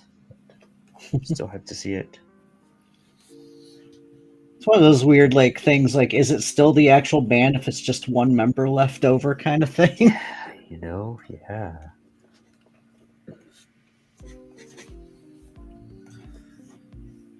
Kind of got into one of those deep hypothetical questions about that too when we were me and my roommate were talking about Breaking Benjamin. I don't know. I'm not a Breaking Benjamin fan, but elaborate. Oh gosh, I can't remember all of the drama on it, but I think while the lead singer was sick or something for a while, the band decided to go on with doing like a best of album type thing, and they had like other bands doing covers of their songs. Oh wow. And when he came back, he didn't like it and ended up basically firing everybody or something like that, and What? still continued with the band, but he was mostly just by himself playing acoustic at bars and stuff. But because he owned the name for the rights to the name of the band or something, I can't remember all of the details of it, but it was crazy. But he was still like playing bar shows and stuff like that as Breaking Benjamin, even though it was just him, and then eventually like I think one other dude, and I think they must have had a comeback because they got a new album out or something. So he must have found other people to fill the spots, or must have made nice with a couple of them or something. That's wild. That's like that one dude from, I guess, As I Lay Dying or something. It was some metal band, but like everybody quit like just days after each other. It's kind of wild. Yeah. Dude, music is dramatic, man. I swear. Like, there's more drama in music than comics. That's good because eventually, they'll hire comic book creators to write the book about their drama. Yeah, exactly. You guys will They just feel did it. that Dave Navarro book. Oh, he's got a book out. Yeah, there's this Jim Mafu did the story of Dave Navarro meeting the guy from Motorhead. His name is Lemmy, right? Yeah, Lemmy. Yeah, that's pretty funny. Lemmy was kind of a crazy, interesting person. Love that. Yeah. I read his autobiography and you're just like, Jesus, this is insane. Yeah, definitely one of those people that there wasn't really anything out there that would phase him. Yeah, right. Yeah, honestly. I don't like how this came out. I didn't fix that. It's so gross. The way when you strike something wrong and you're just like, oh, that brush did not react how I wanted it. It didn't do the thing it's like when you try to do like a kickflip and you just fail it. And you're like, oh, that was sloppy. Like,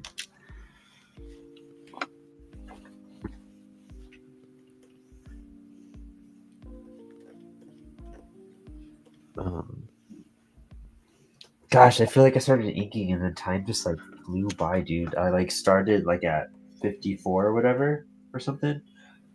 And the first like 50 minutes were like, oh, this is a nice pace. Like I'm digging this. And now it's like 25 minutes left. Yeah, I forgot I have another 30 minutes.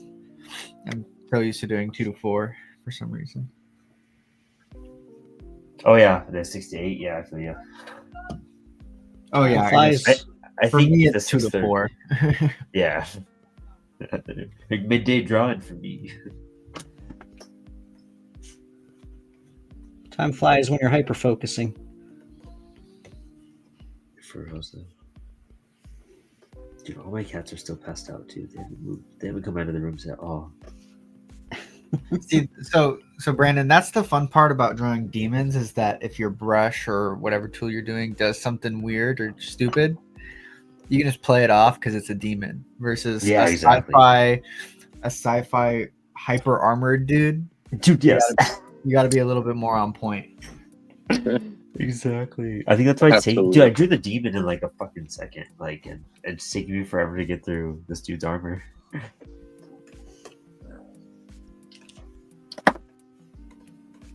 I think this is one of those drawings though where I'm just like, oh, you know what? Like, I think I'm getting better. Oh yeah, I have other gaming art I've done that I could show Oh yeah, dude. in this old sketchbook. I can't find. I did a Genshin Impact drawing, but I couldn't find it. That was one game I played. Here, I'll put a spotlight on you too. 1 second. How do I do it? Here's a Tomb Raider one. There we go. Hey, ooh, Awesome. I love your traditional coloring, dude. Yeah, I appreciate That it. looks great. Um, That Velociraptor is dope. This one's Fortnite. I never got to color this one. I forgot about it. Then this is from Street Fighter 6.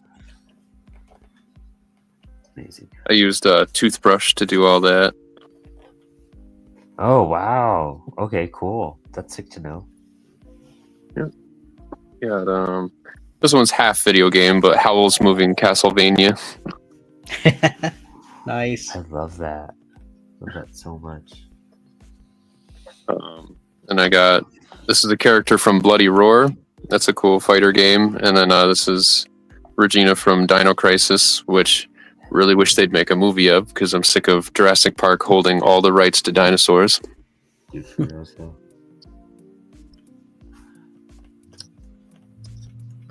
Silent Hill 2, of course. Love it. Love it. The Last Pikachu. This is if I ever do my own like fan story, that's what this would be. That's sick. That's so sick. Love that Charizard. Looks very Digimon almost. I love Digimon. Right, Turok. Digimon was dope. I swear to God. Hell yeah, it had my dope. favorite theme song. I mean, I like the Pokemon theme song, but that Digimon one went really hard. Right? Turok. I feel like Turok doesn't get a lot of love. He's great. The Kingdom Hearts. I hated how Donald looks. How come? I hate what I did with his legs. Every time I look at it, I kind of Oh. cringe a little bit. Very. It looks like One Piece legs. You know what I mean? Luffy. Oh my god. And is that it? Yeah, I think that's all the gamer stuff. Oh, that reminds me, Mouse Man has a game out, but I haven't got a chance to Yeah. play it yet. I feel bad. I gotta. He wants to come on the show. I'm trying to get him on soon. I should have asked him to come on tonight, to be honest.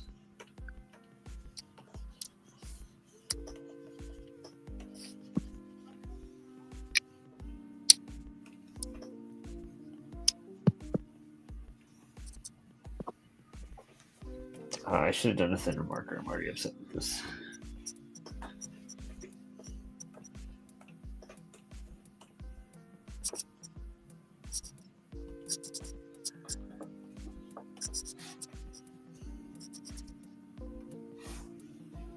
what are some of your top video games like that you've ever played on any system, on anything? Like, what are just some of your top favorite games? Hmm. Well, Like, did you guys ever play the Punisher game? Like For- back in the for- dude. as in the Thomas Jane one. Yeah. Yeah, that was pretty good.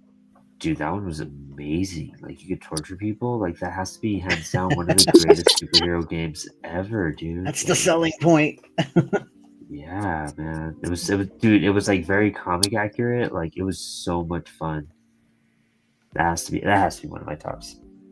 Well, my first game system was a Sega Genesis, so like I really love Comic Zone and Earthworm Jim and the Wolverine game for Sega Genesis. It was alright game, but man, that soundtrack. Sometimes I just put on the soundtrack because it's still really good. But I don't know. At PS1, I really liked like Tiny Tank and Spyro and Crash and all them. Tomb Raider. Nice. And for PS2, I really liked the Mortal Kombat era, and I really liked Hitman, Blood Money for PS2. Love that game. Oh, and the Twisted Metals for PS1, especially Twisted Metal 2. Yeah. Hell yeah.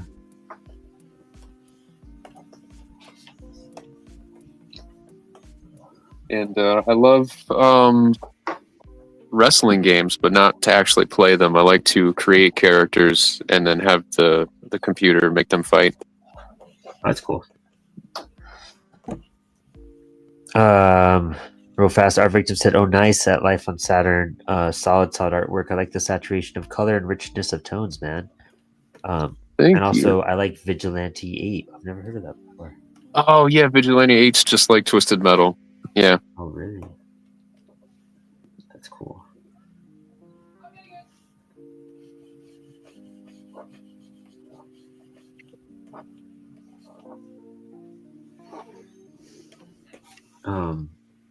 The OG Spider-Man game on PlayStation and PC.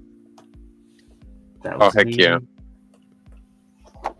Classic. Oh man, and Ultimate Spider-Man for PS2 was probably one of my favorite Spider-Man games.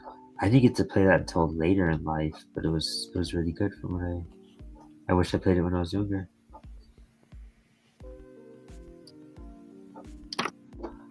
Nice, dude. Oh, I didn't finish his collar or his back. Jesus. So I didn't finish. I'm not gonna finish this tonight, guys.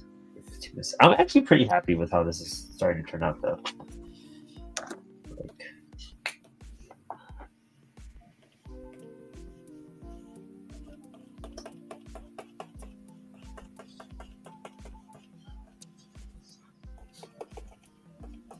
Oh yeah, and of course I glossed over probably my favorite game series is Silent Hill, and favorite soundtrack too. I listen to Silent Hill 2 probably once a week, my whole life.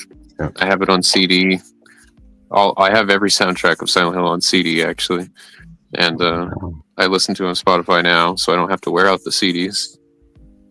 I don't think they've made a better horror game than Silent Hill PT, man. That was really good. I wish they would just freaking do something with that. How, I don't know. It's such a sad story.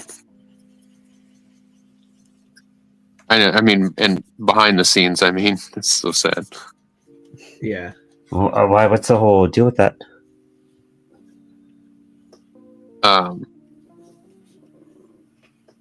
Do you want to say? I don't remember fully. I remember being heartbroken about it, but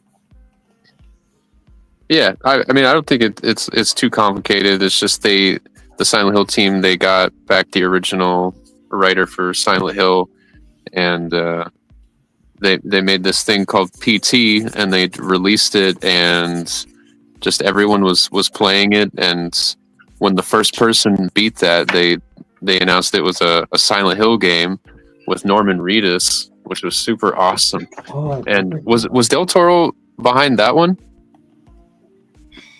Dude, I have no clue. It would make sense though.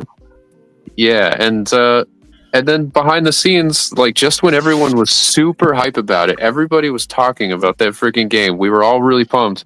They announced that there was a conflict between the studio and the Silent Hill writer, and then they just tossed that game, and now anybody who has that game on their system has got some money. Oh wow, that's wild. It's insane.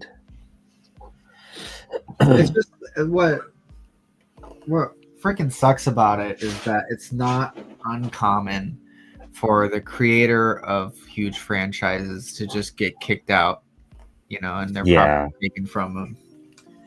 Yep. And then if I'm correct, they ended up putting that energy into Death Stranding instead. That would make sense. That's their similar timeline. Yeah.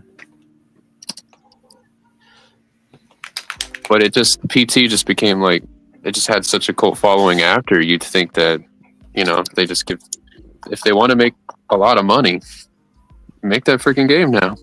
Oh, and the game was just very innovative and cool and actually like scary. Yeah, it was.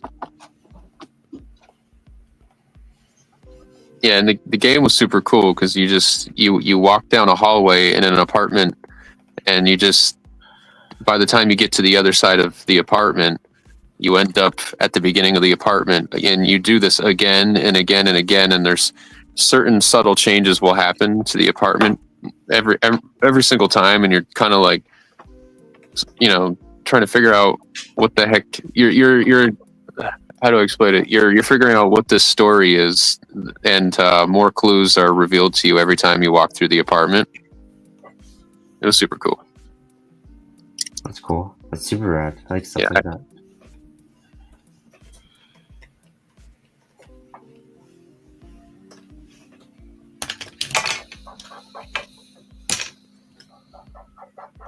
Well, yeah, I mean, we were talking about how to write horror earlier. Probably psychological horror is the way to go. Like what Silent Hill does, and I don't know. There's a lot of fun stuff out there now. Like The Substance is probably Lid and I's favorite horror movie right now. It's so good. I do gotta watch that. There's a lot of like anomaly games too, that it's like you're in a regular place but something is off. All of those are very fun and cool. Yeah. Do you watch the back rooms on TikTok? No, I don't have TikTok anymore. I think you can see it on YouTube as well. Yeah, it is all the like backroom stuff.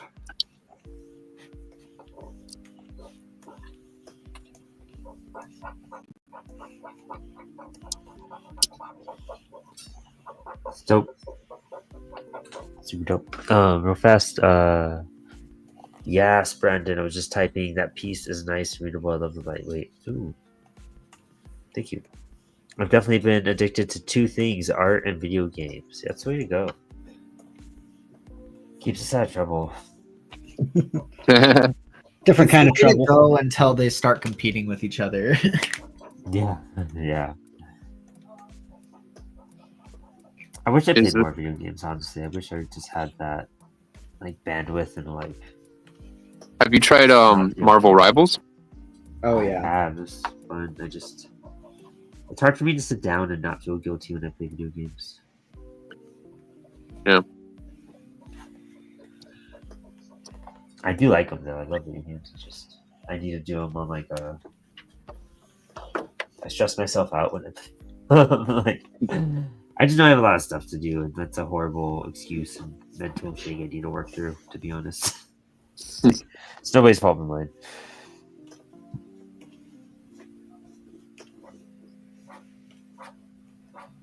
It's my inability to like allow myself to relax, and like enjoy something.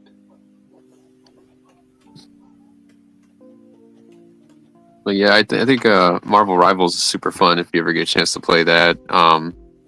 It's something that I definitely don't have fun with unless I'm playing with my friends, but When I do get a chance to play it, it's very comic booky, and Oh the yeah. environments, the lore, the power. Like you could tell these people read comics and they pay attention to the detail for sure. I was hyped to see the Donny Cates Thor outfit in there. It's what I really wanted. It's like if I'm gonna do anything in this game. it's Well, like and that. they like for all the skins, they have like a flavor text, right? But they it's all from like comic books. So they'll put the quote and then they'll put the issue that it was from. Yeah. that's Oh cool. my god, so cool.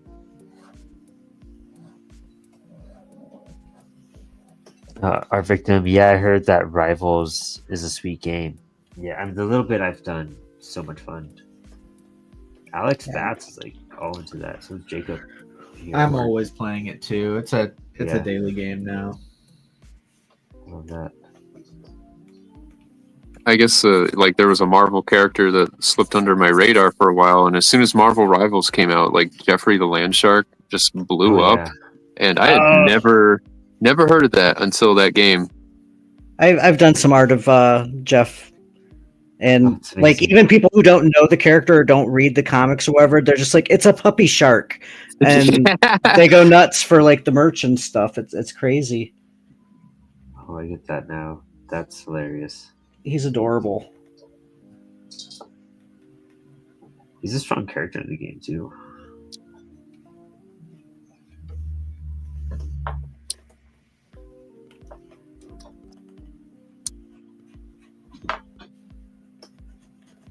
I don't know, we still have a few more minutes. We're in our last 10. Oh no! Everybody, hurry up and scribble. I just black it all out, guys. Just black it all out.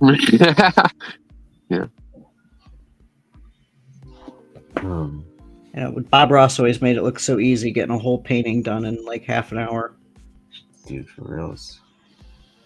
That's Max's goal every week, is to try to finish a piece every week. I was doing good at that, and I just fell off. Things are gonna be slowing down for me from here. Well, potentially, yeah, things are gonna be slowing down for me a lot. So I'll I have finish a lot half the more- piece. I'll finish half the piece for today. But I'm like really happy how mine's turning out. Like, I think I could have tightened up some of the lines a little bit more. But I think once I erase my pencils, I'll be super hyped for it. I also realized like I zone into my pieces too much, and if I just take a step back and they look cooler, like that's a thing apparently. Not just hovering over it and nitpicking every aspect of it. It's really hard not to nitpick. It really is. So Brandon and Max, what are you going to do with all these pieces? Are you going to make a spilled ink zine for the podcast? Yeah, it's in the works. Oh, nice. it's something Max and I have been talking about for a bit. Yeah, I'm kind of I- going into book producing mode because I have a ton of stuff that nobody's ever seen. Yeah, So Heck yeah. I think I'm just gonna go and make spilled ink zines and sketchbooks and magazines and all sorts of stuff. I'm even like looking at some of the drawings that like I don't really like that are just black and white. And I'm thinking about just taking, Abby just gave me some markers. I just got some watercolor things. I think I'm just gonna go to town on some of these pieces and just like, all right, let's just experiment, see what happens to them. I want to scan them first at the library, and then I'm gonna do that though, just in case I. Yeah, that's a great idea. Lyd and I on YouTube we watched this drawing group called Drawfee, and when we met them at Moco last year, and it was cool because they made scenes of all the stuff they did on that live drawing show. It was really cool to see it in person. I did that with my first. I have like a zine of my first drawings. Max helped me put it together. I don't know why I haven't tried to reprint that, Max. I just did one run of it. I kind of like was ashamed of it. Not ashamed. That's the wrong word. Like wasn't proud of it because it was my art. But I should make more copies. I think more people would be more accepted. But that was when I was doing a drawing show in Apollo, and I tried that for like whatever, 10 weeks or something. But now that like I look at my art now, I'm like, I don't know if I want to reprint that one. What you should do is you should take some of those drawings and redraw them now. Oh, that'd be cool. We should do that as a fun prompt one night. Yeah, that's a great idea. Show how much you've grown on the show. That's great. Cause like my drawing of Dream, I'm sure I could do way better now. The one I like the most is my why am I spacing his name? I like see it in my head, but I can't say it. What? Oh, it's the horse Thor. Beta Ray Bill? Beta Ray Bill. Yeah, I was just seeing like the fog of the letters in my head. Yeah, I the first drawing I did of Beta Ray Bill was super cool. I really like that. That's about it. I was also like microdosing at the same time while learning how to do that live on YouTube on the Apollo channel. So that was interesting. Epic. Yeah. I was like, I want. How can I do this to help cure anxiety and depression, but still be productive? And I found a way.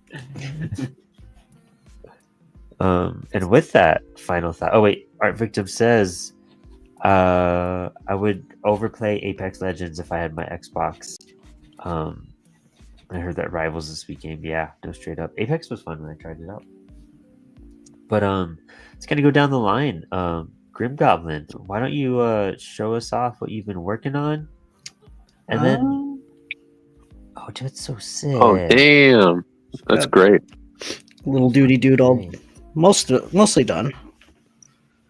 Dude, that's so dope. I especially love how the creature at the bottom turned out. Holy crap. Yeah, that's what I was looking at too. I love those eyes. Dude, great job. Yeah, this was fun. Yeah, more than welcome whenever you want to come back on, dude. Like, this was a great hang. I love seeing what you're doing. Heck yeah. This is one of my normal days off anyway from my regular job, so cool. No, most definitely, I love that. And I really appreciate you jumping on so last minute. So I really happy that you're here. Yeah. So why don't you tell us, any shout outs, promotions, where to find you, anything you want? Right now I'm mostly on Instagram, Blue Sky, and TikTok. I'm Goblin Grim on everything. Get to work with a bunch of really cool artists like Art Victim and see, there's I got like a ton of really cool people that I work with and stuff, and I'm usually shouting them out on my TikTok and whatnot. Love that so much, dude. I love the community you're involved with. I think it's something that we haven't tapped into enough. Yeah, definitely some really cool. I mean, I wouldn't be where I'm at right now if it wasn't for other creators like helping me out. And first convention was somebody going, "Hey, I have half a table that I'm not using. Do you want to set up here?" kind of thing. So, love that. Jenny says, I keep forgetting Blue Sky is a thing. Dude, for real, though. Me too. Like, I'm trying to post where we can. So much. Apollo's Blue Sky, so I have like 3 posts. Oh yeah, dude. Love to hear it. Dom. Oh, dude, great job. Holy crap, that coloring. Yeah. That's so dope. Oh, sweet. So why don't you give us the lowdown? Anything you want to promote, shout out, anything at all? It's all yours. Yeah, so Saturday night, you can find us tabling at Art2 Network, the traveling art show. Their Art2 Network on Instagram, which is Cartoon Network without the C. And you can find the location there. And you can find us on Life on Saturn Comics on all social media. We just started a new YouTube channel called Life on Saturn Comics. And I document all the places that I table, and I try to make it funny. And I'll be doing an IC3 video soon. And then my friend Rich is reviewing comics, indie comics, and he just dropped his first video today. Oh yeah, love that. Charlie Ragnarok's book, right? Yep. And I have a few art friends, and they want to join the channel. So it'll be like it won't necessarily just be me on the channel. It'll be a few of us dropping videos often, hopefully. That's great, dude. Super hyped for that. I love the first one. First two I saw. I haven't watched that review yet. But sweet. Max, why don't you tell us what you're up to and show off that insane piece you've been working on, dude? Here's the top half of my Doom piece. The bottom is still a mess of scribbles Love and trying to it. figure things out. That's sick. Yeah, you got a lot done. And again, Yeah. always the motion with you. Yeah. Yeah. I got Family Man up now. So Yeah. the Family Man is available now. Here's a How black many- and how white much time does that ashcan come to version of complete? my pencils. There's a full color version that's going to be perfect bound, 48 pages of nearly silent horror. Yeah, go check it out now on Kickstarter. My Instagram is at Art of MF if you wanted to go check it out. There's a link in the bio there. Or just look up the Family Man on Kickstarter. Very What's, excited for how many- Family Man. How many days do you have left on the campaign? I think we have 2 weeks. I think we just hit like halfway through. Nice, dude. You guys are killing it. Love that. Love that. Awesome. Well, as always, I'm using the Comics Wellspring Blue Line paper, who I'm going to send. Actually, Dom has some. Yep. And I'm sending a Grim Goblin a pack too to showcase how freaking awesome it is. A lot of Yeah, I'm creators looking forward to responded that. IC3. Yeah, I'm hyped. We've had some great reception so far. So love the feedback, love the shout outs of it. This is the piece I got. This is how much I got done tonight. It wasn't a crazy amount, but I'm just pretty hyped. No, that's Where really it's looking Nice. good. So one of the cooler things I've done so far, I feel. I don't know. Yeah, it's awesome, Pretty hyped dude. about it. Thank you. You can't go wrong Except with sci-fi warriors and blades, man. Dude, right? Yeah, exactly. Freaking love it. I have a bunch of the last couple weeks that are incomplete, so I gotta wrap them up and just have some fun. But yeah, I'm tired, so hit up me at CWS. Hit up CWS. Do other things. We have some cool things coming out. Make sure to subscribe to our newsletter. We're doing really cool interactive stuff. We're giving content advice. We're putting up blogs right now. We're gonna have new content hopefully coming your way in April. Anything, if you have questions about anything, feel free to shoot me a message, Brandon at comicswellspring.com. More than happy to help anybody with ordering books, understanding what we do, even Kickstarter advice I've been helping creators with, which has been a lot of fun. And also check out Policy Comics at policycomics.com and all the cool things we're up to. We just wrapped a 1 week Kickstarter and we crushed it. So thank you to everyone who backed that and supported it. We're just Apollo's so busy. We have Hyperforce #2 coming out on Kickstarter next week, so we're gonna have probably Bob Little pop in and Jay Red and some other people as well. So we'll have a really really fun time. So many cool things with Apollo. So please keep up with us there. Art Victim just said, "Wow, such a cool stream." Brandon, that piece is rad. Oh, thank you so much. Thanks for joining us tonight, and maybe we can get you on very soon too. Heck Shoot me a yeah. message on Instagram or email me. More than happy to just bring some more awareness to the community, and I appreciate all you guys. So y'all have a good night. Yeah, thanks. Do, do, do, do.